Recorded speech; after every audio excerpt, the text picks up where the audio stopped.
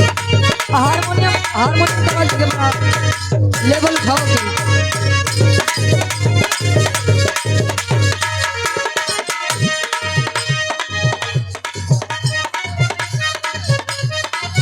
अरे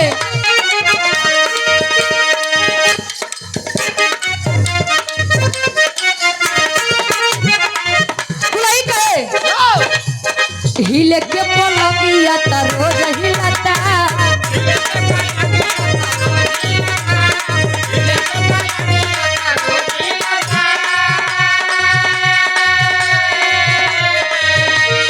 बाकी उ भतार में नमाज मिलता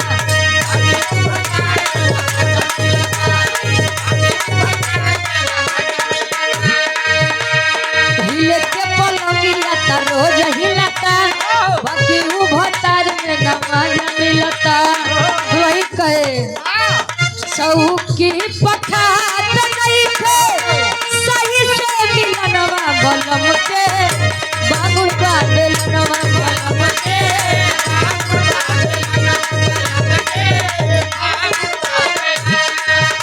बलम के बागुल का बेलनवा राजा के बागुल का बेलनवा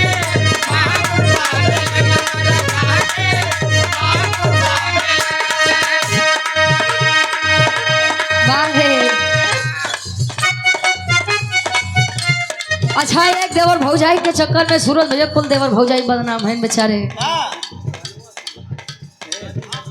राजू टेंट हाउस हमारे गार्जियन जी हमारे सूरज भैया बड़ा बढ़िया सर्विस बा बड़ा बढ़िया डेकोरेशन बा 100 रुपये अच्छा घर में के है आशीर्वाद के चारे। ये हमारे हृदय के गार्जियन जी जो लोग भी आप सड़क पे खड़े हुए हैं आप लोग सड़क छोड़ के इस तरफ आ जाइए भैया दुर्घटना से देरी भली आ जाइए इस तरफ आ जाइए रोड छोड़ दे जाए आप लोग असुविधा मत फैलाइए। और दुल्ही बतावे भइल बाटे बड़ी तीर छोल देवरा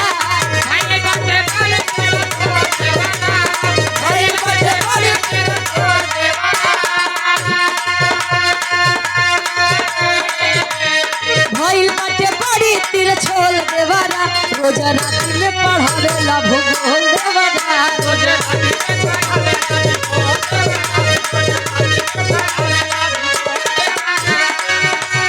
दुनिया बतावे गोल गोल देवरा दुनिया बतावे गोल गोल देवरा गाले देवर हो जाए दुनिया बतावे गोल गोल देवरा रोज राती में पढ़ावेला भूगोल देवरा रोज राती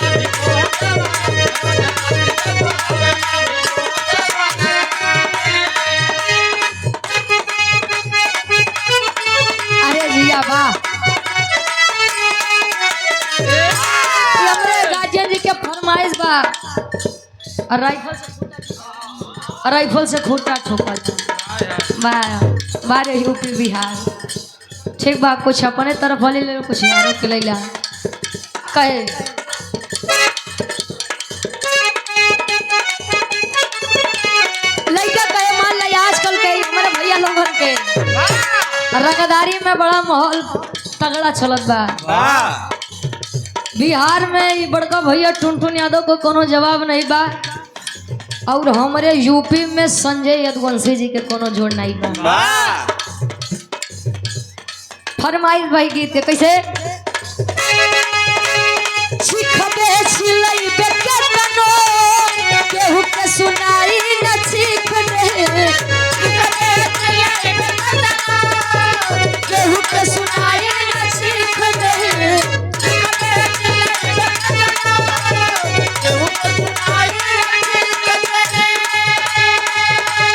छिखबे छिलैबे केतनो केहू के सुनाई न छिख दे आवे दे बेटा टाइम लइका कहे आवे दे बाबू टाइम हमर नमवे तोरा के तकलीफ देही आवे दे बेटा टाइम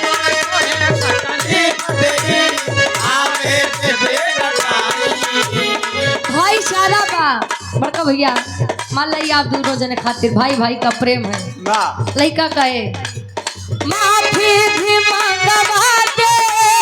गोरा बाप गिरा भाई के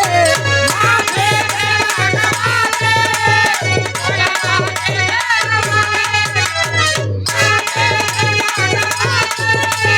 गोरा बाप गिरा भाई के कहे काटी दे बगार दनिया काटी दे बगार दनिया जे छूटी हमारा भाई के काटी दे बगार भाई के काटी दे बगार दनिया जे ताकी तोहरे माई माई के नहीं यार भाई के आयल तू बाहर ले जाते हैं मतलब उत्तर प्रदेश छोड़ दिया तब वो तेरे चैन नहीं पड़ता है। और पुनः हृदय के गार्जियन जी हमारे बड़का भैया भगवान दास गार्जियन जी 100 रुपया से बात के छाड़ी उन पर फरमाइशिया ले लो हाँ हाँ फिर ओकरे बाद बाहर से बड़ा प्रसन्न आओ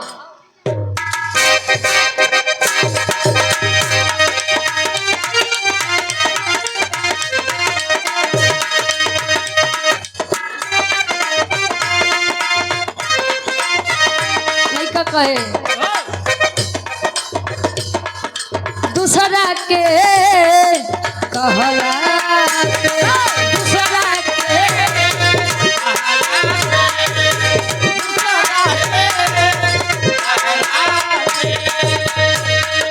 दूसरा के कहला पे जो गलत दिशा में बहा हमारा से औकात में रहा हमारा से औकात में रहा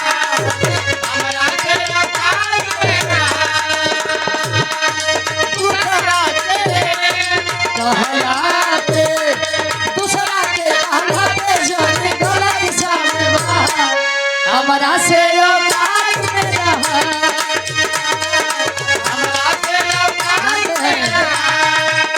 लोगों की सबसे बड़ी फितरत क्या होती है जानते हैं जब तक आपके पास 2 टाइम का भोजन नहीं है बढ़िया कपड़े नहीं तले क्यों नहीं देखी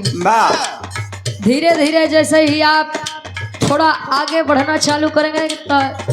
जन्म करा था लोगन के बाद और जब लोग आपका कुछ नहीं कर पाते हैं तो वार सीधा आपके चरित्र पर करते हैं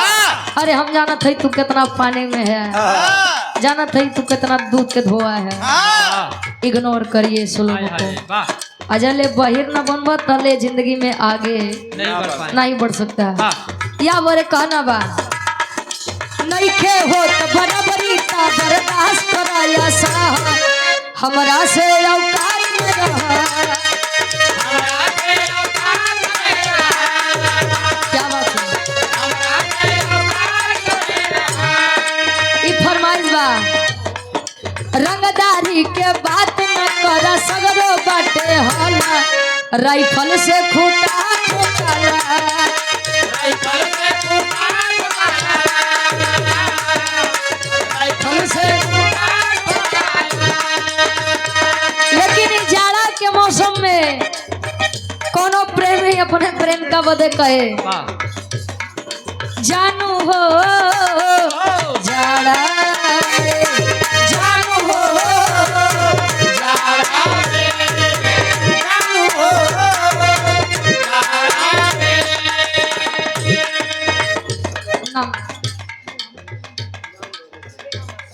और हृदय के गार्जियन जी बड़े भैया बेनाम बादशाह हैं 100 रुपए का सम्मान आशीर्वाद के चाह रही और आप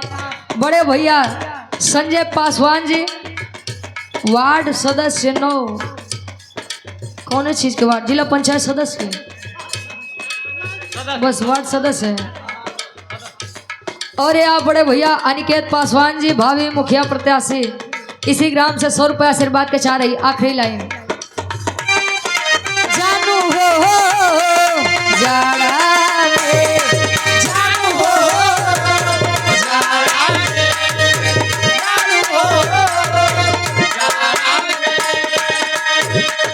जानू हो जाड़ा में जोनी हो मर दिन खावा सालोड़ी के मिले आवा सालोड़ी के मिले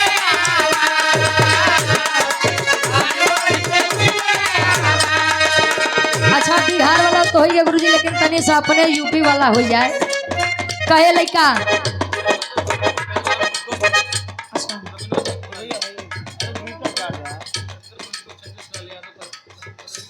अच्छा ठीक ठीक। अरे बड़े भैया हृदय के गार्जियन जी, आप विराह जगत के बड़े अच्छे कलाकार, आप धर्मेंद्र सोलंकी भैया जी के आप परम मित्र हैं। चंद्रेश लाल यादव जी हमारे बड़का भैया 1000 रुपए का सम्मान आशीर्वाद के चाह रही, और हमारे गार्जियन जी 200 रुपए आशीर्वाद के चाह रही। कहे हमारे यूपी वाला एक लाइन, अगली बगली चले बुलेट पीछे में काला था, अगली बगली चले बुलेट पीछे में काला था, अगली बगली चले बुलेट पीछे में काला था। हमारे हाथ में बाटे सत्ता हमारे बा सरकार, हमारे हाथ में बाटे सत्ता हमारे बा सरकार, हमारे हाथ में बाटे सत्ता हमारे बा सरकार। अगली बगली चले बुलेट पीछे में काला था, हमारे हाथ में बाटे सत्ता हमारे बा सरकार। बीच रोड में खड़ा रहा करते दरवाजा, कहे हो हम बदनाम हमर नाम बदनाम, हम है यूपी वाले हमर नाम बदनाम,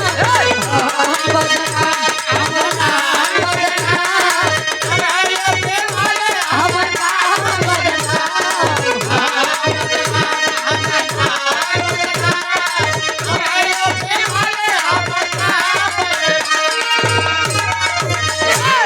अब बोहार नंबर बा हमारे गार्जियन जी क्या देश बा, बोहार से सुन ले फिर ओकरे बाद। हेलो हाँ अब नंबर बा बिरहा के। अच्छा एक बात बा गुरु जी, आयोजक साहब हमरे बताएं कि यार बिरहा के शौकीन नहीं, लेकिन बिरहा के शौकीन तो हमका बड़ा दिखाते हैं हो। नाम पे क्या बात एक फरमाइश रही राजा हो तो कैसे मनाई, ओकरे बाद एक छोट सा बिरहा अपने इतिहास से सिटी दे दो भाव के रुका। हाँ लोग कम बोले सफा बोले, ठीक बोले, बहुत बढ़ावे के चक्कर में ना रहा, कम बोले सफा बोले यार, ले सुना जाए बस बहुत। हेलो इको कम करा ज्यादा बात। हेलो हेलो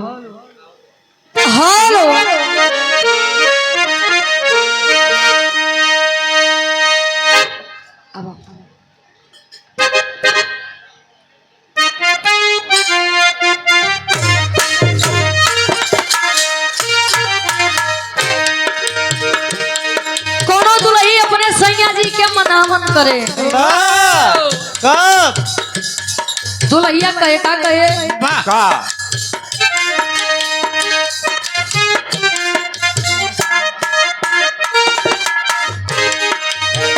राजा हो तो है कैसे मनाए,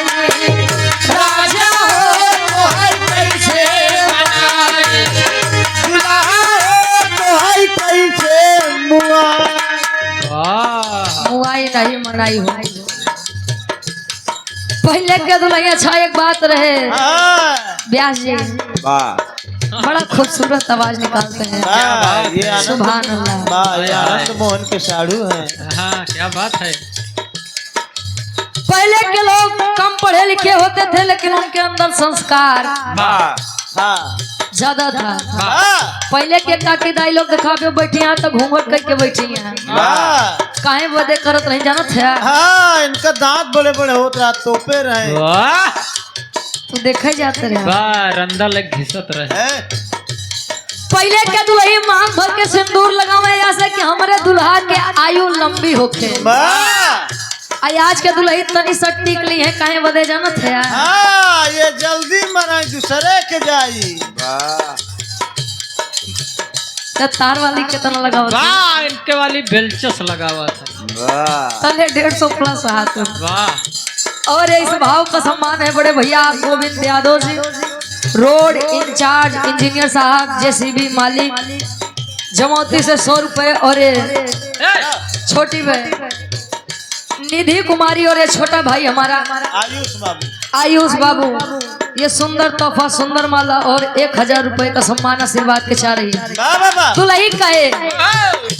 अरे रतिया में हमरे लला गयो भाई, दुल्हा हो काहो आहो वाह आत्मा रूपी दुल्हन और परमात्मा रूपी दुल्हा का वर्णन है। वाह यहाँ कितनो दाढ़ी मोछा रखा डब्लू गुरु जी, हाँ। लेकिन हुआ खातिर सबको दुल्ही नहीं आए। वाह दुई दुल्ही ना दुल्ही, वाह सबका पिया एक। वाह कवन वाली पिया वाह 75 वाली बंधिता है। तार वाली दिमाग ये सब चलत है, पर पिया का मतलब परमेश्वर। वाह। ये 75 और 80 वाली नहीं। हाँ प्रतिबंधित। अरे रतिया में हमरे लला गयो भाई, रजऊ हो तो कैसे मनाई, रजऊ हो तो कैसे मनाई, रजऊ हो तो कैसे मनाई। रतिया में हमरे लला गयो भाई, रतिया में हमरे लला गयो भाई, रजऊ हो तो कैसे मनाई, वाह हेगाई नहीं यार, मनाई तो उल्टा सुन के आवत रहा। ज्योति देता ठीक रहा। दरअसल इनके अंदर ही दोष नहीं बा, इनके नमून दोष बा। वाह एक तो इनकर एक अक्षर के नाम बड़ डब्लू, वाह उल्टा यम, वाह तले अपने बातें जैसे कुल उल्टा ही करत रहा थे। ओहो दुल्हिया कहे और ये गार्जियन जी आप त्रिलोकी साहनी के सुपुत्र बड़े भैया आप प्रमोद साहनी जी, जो कि भावी बीडीसी प्रत्याशी है, चित्ता खाल से 100 रुपए आशीर्वाद के चारी के हम अपनी कला में कामयाब रहे। हाँ तबल पनवा तैयार गए जवानी, तबल पनवा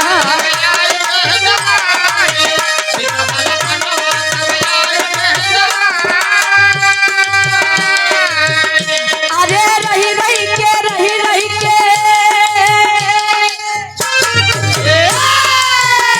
अरे रही के सजिया पे आवे घड़ाई, रही के सजिया पे आवे घड़ाई, दुल्हा हो तो कैसे मनाई, दुल्हा हो तो कैसे मनाई, दुल्हा हो तो कैसे मनाई। और ये हमारी छोटी बहन निधि, आप उनके पूज्य पिताजी हृदय के हमारे गार्जियन जी, आप 500 रुपए का सम्मान है। इस भाव का आशीर्वाद के चारे के हम बच्चे अपनी कला में कामयाब रहे। एक लाइन गुरु जी और गाँव किसे।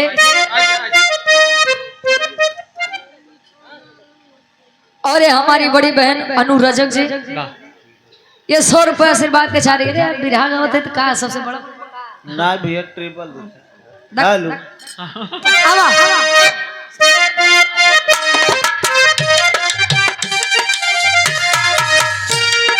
कहा जाने दे,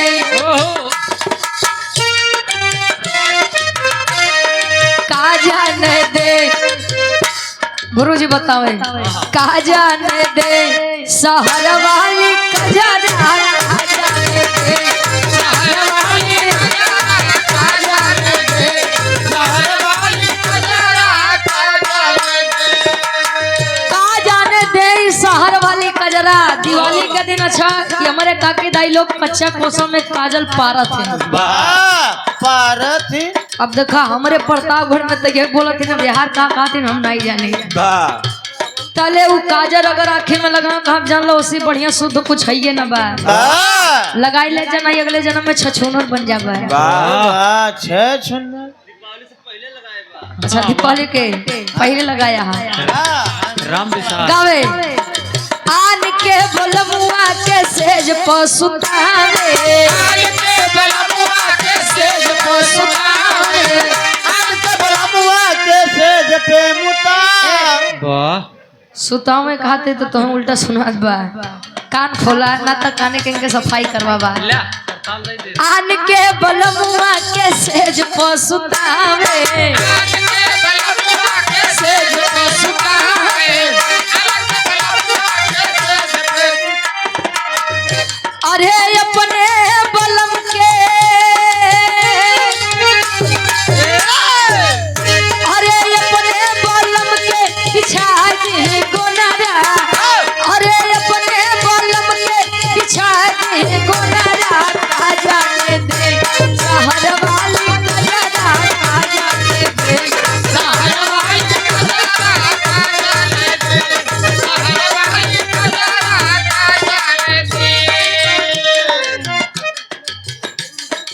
बात एकर माई एकर बड़ी सेवा करत होई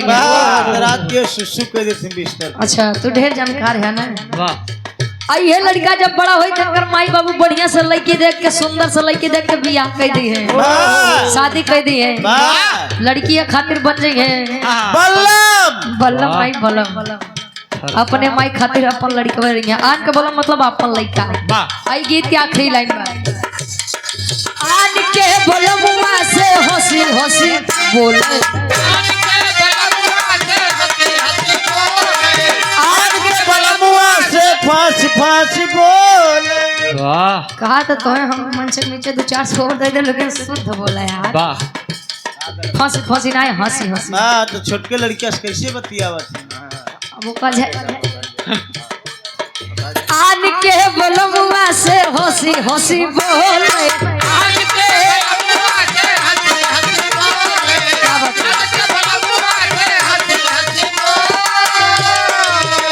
अरे अपने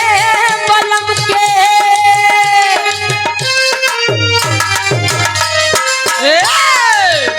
अरे अपने बलम के देखा दी नखरा अरे अपने बलम के देखा दी नखरा राजा ने दे शहर वाली गजरा राजा ने दे शहर वाली राजा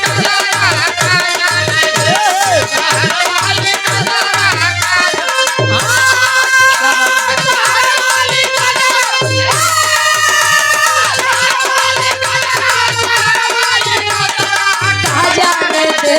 शहर वाली गजरा राजा ने दे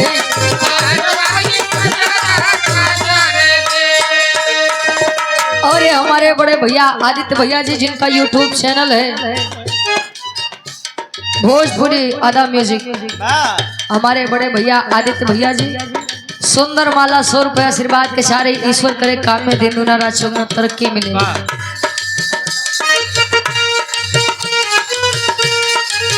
हंसता हुआ नूरानी चेहरा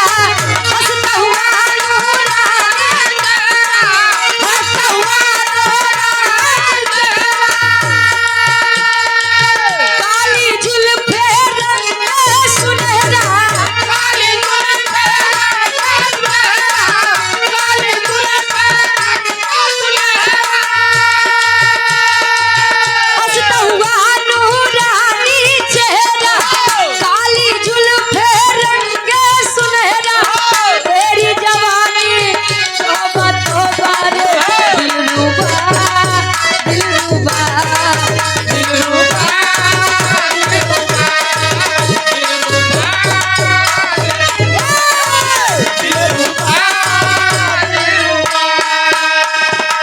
BNK ट्रेडर्स हार्डवेयर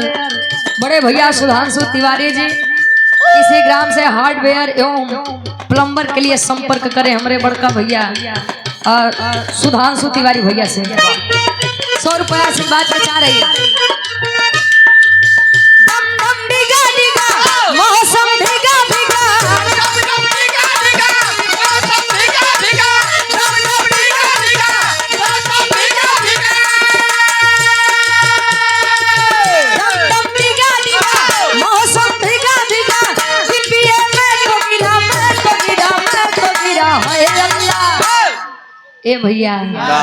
अरे सूरत आपकी सुभान अल्लाह है अल्लाह सूरत आपकी सुभान अल्लाह है अल्लाह सूरत आपकी सुभान अल्लाह है अल्लाह सूरत आपकी सुभान अल्लाह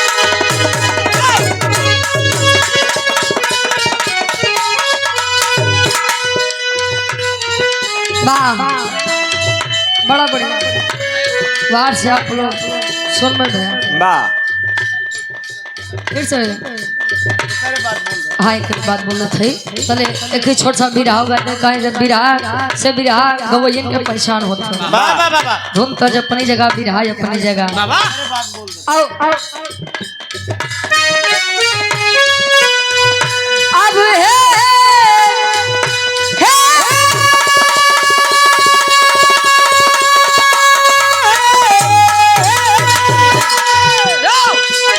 भक्ति भाव भजन आज के लोगों की सच्चाई है जल्द सुख सुविधा बात थले न तो राम यादव थी न तो श्याम यादव रास्ते से चल रहे हैं और रास्ते में अगर कोई बड़ा पत्थर है और टकरा गए पैर में लगा तो सबसे पहला हमारे मुख से शब्द निकलता है अरे राम कहाँ लगा ये सच्चाई बता रहे हैं तो जले दुख पड़ी तले राम याद आई जी जले नहीं पड़ी हाँ तो आशा राम रही प्रेम होता है साहब प्रेम करना कोई गलत बात नहीं लेकिन प्रेम पाक और नहीं तो आज के समय में बड़ा लव होत बा दिन भर में पता नहीं कितना बार लव होत बा लव आज के समय में तो जमाना चल रहा पहले इस्तेमाल करें फिर विश्वास करें इस्तेमाल छोड़ा यार बात छोड़ा प्रभु श्री रामचंद्र जी अपने अनन्य भक्त हनुमान जी से एक बात है अपनी पत्नी अपने सीते के लिए वाह क्या सीते प्रभु अपनी धर्म पत्नी सीता माँ को प्रेम से सीते कहते थे क्या कहे भैया अरे न बोले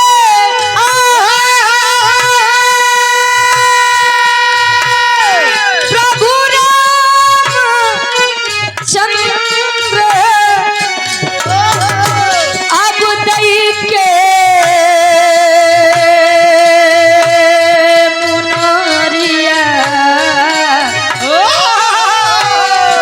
हनुमत जल्दी अइहा अरे तो हनुमत जल्दी अइहा अरे तलई के मोरा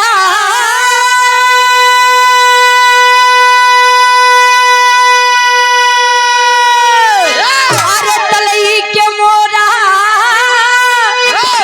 अब सिया के खबरिया हनुमत जल्दी अइहा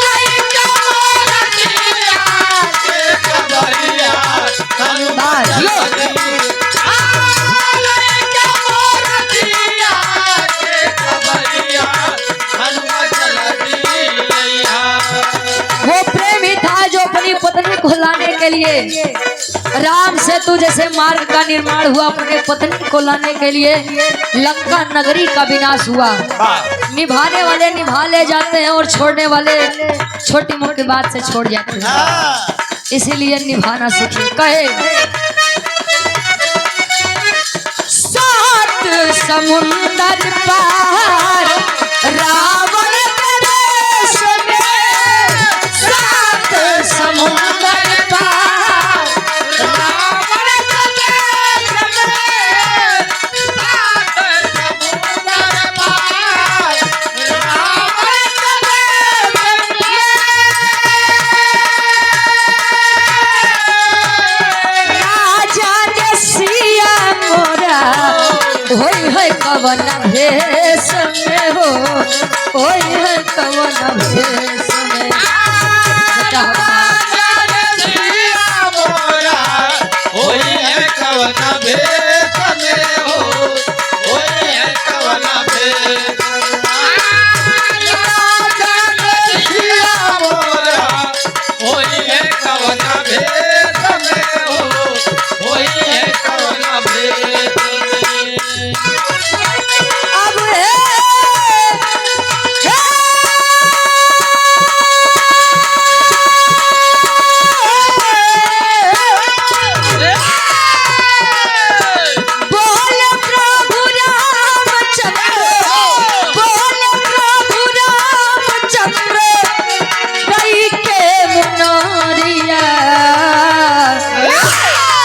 बेटा जल्दी अइहा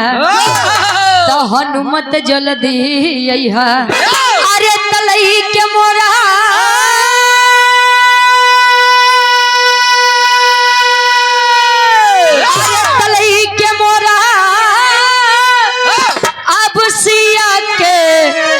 खबरिया हनुमत जल्दी अइहा